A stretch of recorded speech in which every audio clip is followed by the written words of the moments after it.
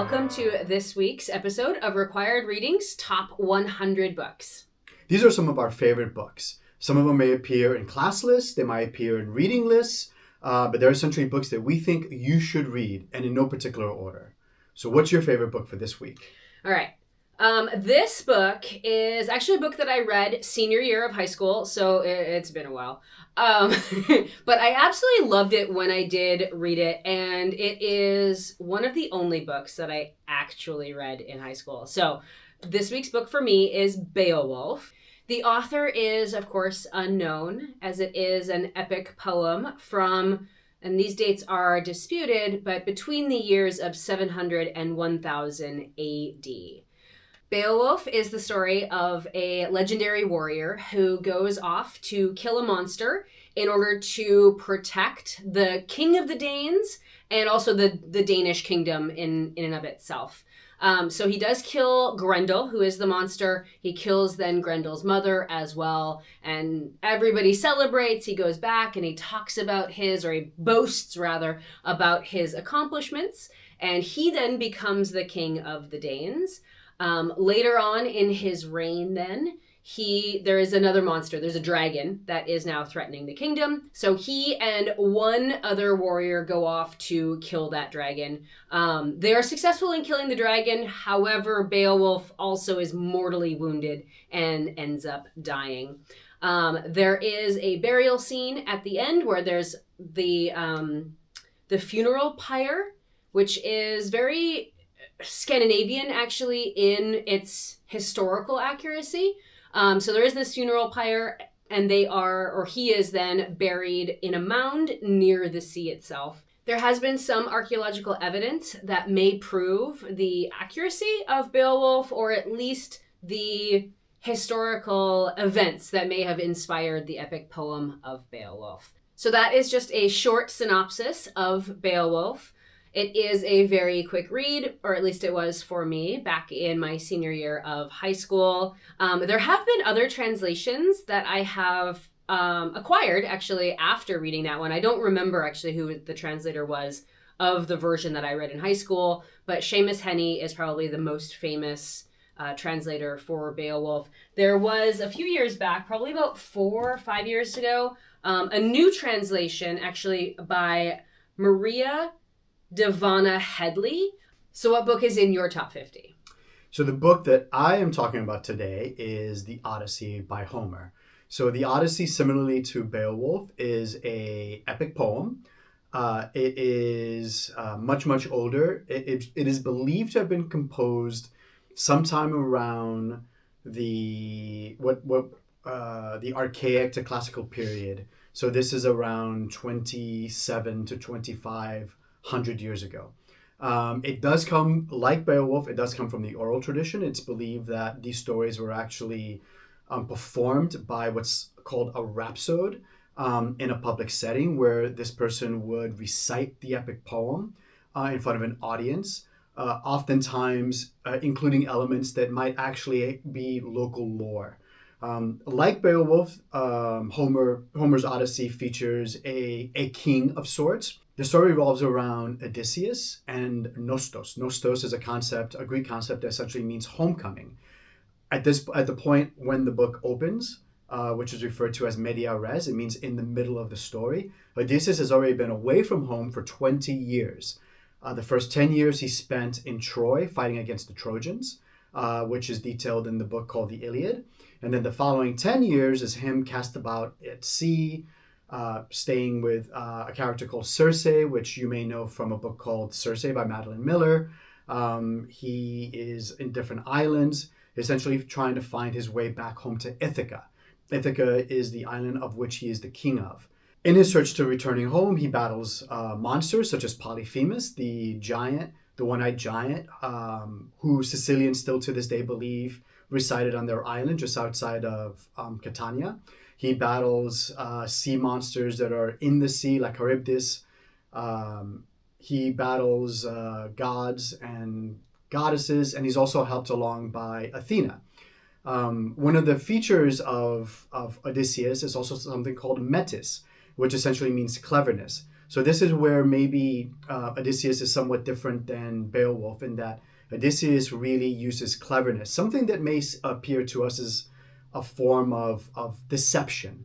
We may think that deception is a negative thing, but in the Homeric epics, this was actually considered to be a positive thing. In fact, he's loved by some of the gods, especially Athena, for his incredible cleverness. For instance, he's the person who devised the idea of creating the Trojan horse, from which the Greeks were able to defeat the Trojans. And it's a beautiful poem, and there's a number of different translations. The one that I love the most is actually by Robert Fagles. It was created in the early 90s, and Fagles' translation really dances off the page. It's very beautiful, it's very poetic, and it's sort of free verse.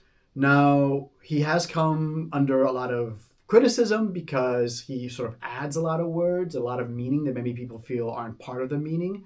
So today, the translation that is recommended and that I will recommend is actually by Emily Wilson. So this is a recent translation. This came out about 5 or 6 years ago. It is basically a word-to-word translation of the epic, and it sort of strips away a lot of the extra language that Fagles included. It sort of follows a more modern Western meter that fits really well with the language and still makes it seem like an epic poem while at the same time telling the story in a very clear and also beautiful way.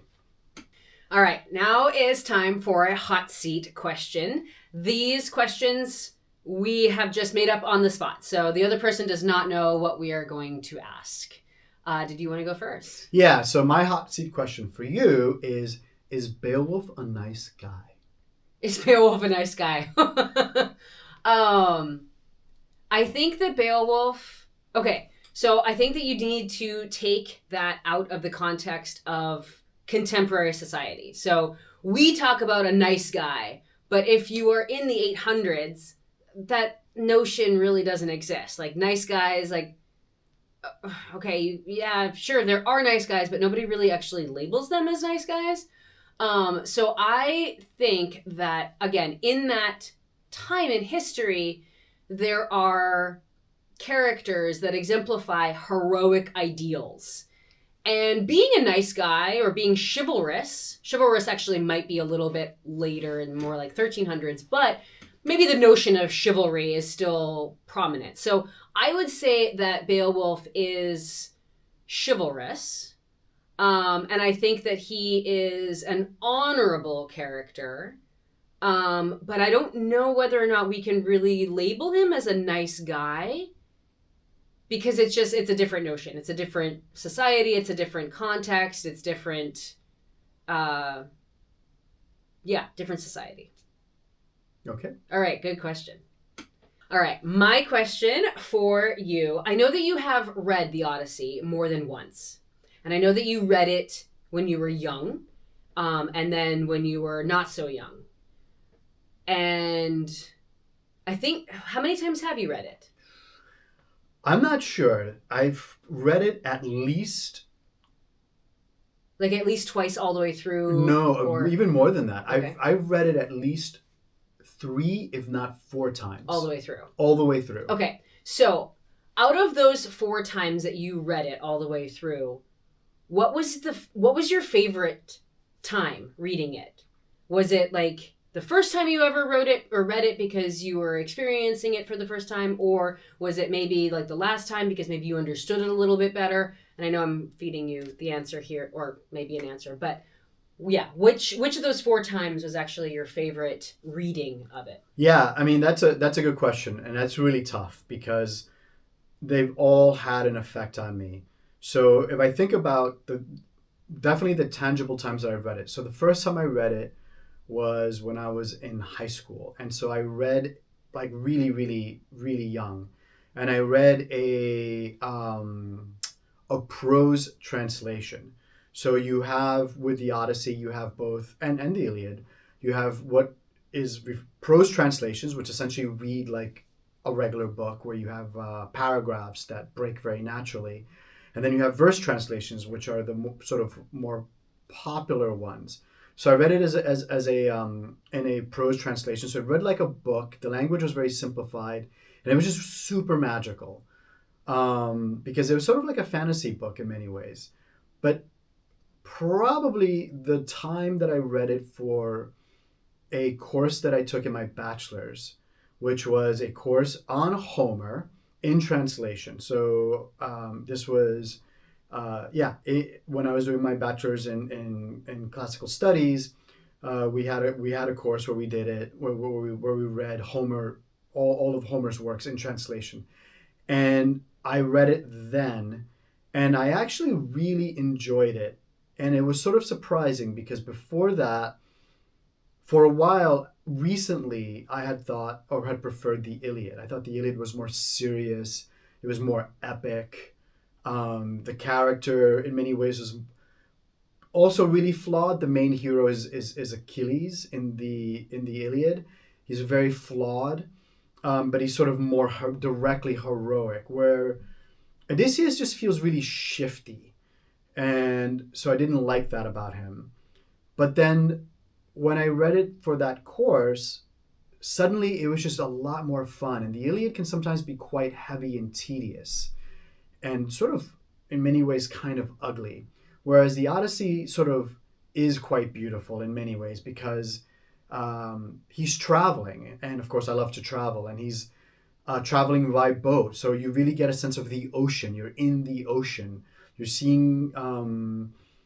You can sort of imagine these places that he visits. He visits a lot of different places, and these places have different monsters and kings and queens and different people and different gods and different animals.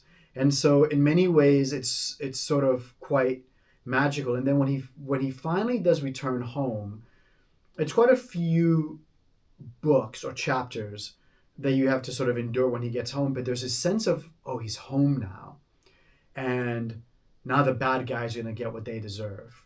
And there's something about that that's quite enjoyable. So I would say actually the last time I read it, which was for this course in my bachelor's. Cool. Thanks everyone for tuning in to this week's installment of Required Readings Top 100. If you have any comments about these two books, Beowulf or Odyssey, we would love to hear them. So definitely hit up our comment section below. Join us again next week where we'll discuss another of our favorite books.